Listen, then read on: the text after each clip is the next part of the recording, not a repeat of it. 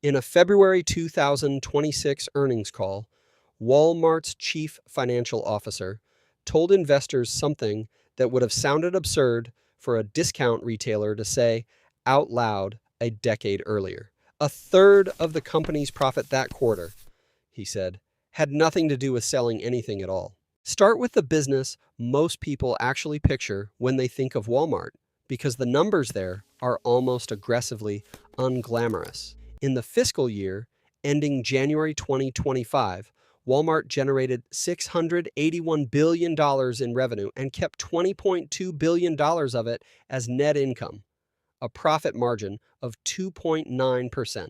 Operating margin came in at 4.3%, up from 4.2% the year before, and 3.3% 2 years before that, meaning that even after decades of scale and a genuinely obsessive focus on cost control, Walmart still keeps under 5 cents of operating profit for every dollar that crosses its registers. That's the retail business working exactly as designed. Razor-thin margins, made up for entirely by volume, the same playbook Sam Walton wrote when he opened his first discount store in Rogers, Arkansas in 1962. The part of the company actually pulling that margin upward isn't the stores, it's the ads running inside them.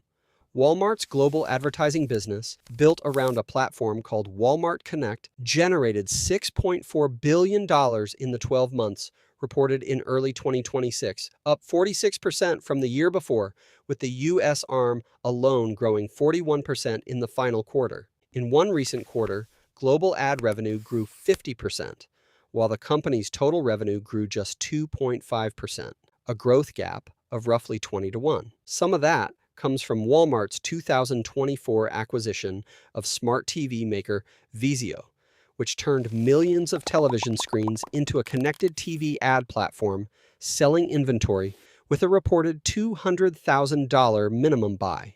Walmart has also started testing advertisements inside Sparky, its AI shopping assistant, treating the chatbot as another surface to sell placement on rather than just a customer service tool. None of this makes Walmart an advertising company yet. At $6.4 billion, its ad business is still roughly a tenth the size of Amazon's $68.6 billion, though that gap has narrowed from 15 to 1 to 11 to 1 in just 2 years. What it does mean is that Walmart figured out how to bolt a high-margin software business onto a low-margin retail chain, monetizing the same shelf space twice. Once, when a customer buys a product, and again, when the manufacturer of that product pays extra to make sure it's the one they see first. Underneath both of those businesses sits something even less visible: the dirt itself. Walmart owns roughly 150,000 acres of land in the United States alone, an area larger than the city of Seattle, and has historically owned somewhere between 85% and 88% of its U.S. store buildings outright, a strategy almost no other major retailer matches. Target owns around 90% of a much smaller footprint, and Amazon owns almost none of its warehouses at all. That ownership has quietly started to shift. Through 2025, Walmart's owned versus leased ratio in the U.S. held steady near 87% owned for the better part of a decade. In 2026, that figure dropped sharply to just under 81%, with a similar drop at Sam's Club, from roughly 85% owned down to 77%. That kind of one-year move usually means one thing in commercial real estate: sale-leaseback deals, where a company sells a property it already owns to an investor and immediately signs a lease to keep operating inside it, converting a fixed asset into a lump of cash without giving up the store. It's a way to fund something without borrowing for it, and Walmart's spending priorities right now, AI infrastructure, supply chain automation, e-commerce fulfillment, are exactly the kind of capital-hungry bets that make selling off pieces of a 150,000-acre land bank look more attractive than it did a decade ago. None of this changes who actually controls the company, which is still, 56 years after its 1970 public listing, largely one family.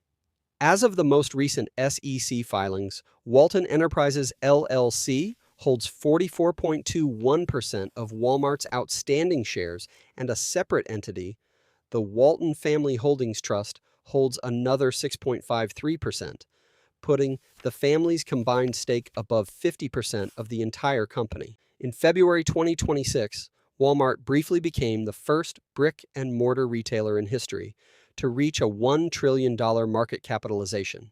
By mid-2026, the stock had pulled back, and that market cap sat closer to $900 billion, still leaving the Waltons stake worth somewhere around $400 billion.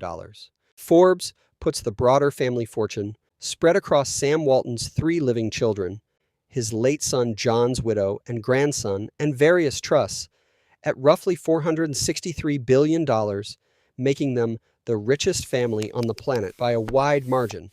Almost none of that wealth traces back to anyone currently working at the company day to day. Sam Walton's son-in-law, Greg Penner, chairs the board. But the rest of the family has largely stepped back from operations entirely, instead deploying its fortune elsewhere, including a group led by Rob Walton, Greg Penner, and Carrie Walton Penner, that bought the NFL's Denver Broncos for $4.7 billion in 2022. Decades earlier, Sam Walton had given his children roughly 80% of his Walmart stake, while the company was still relatively small.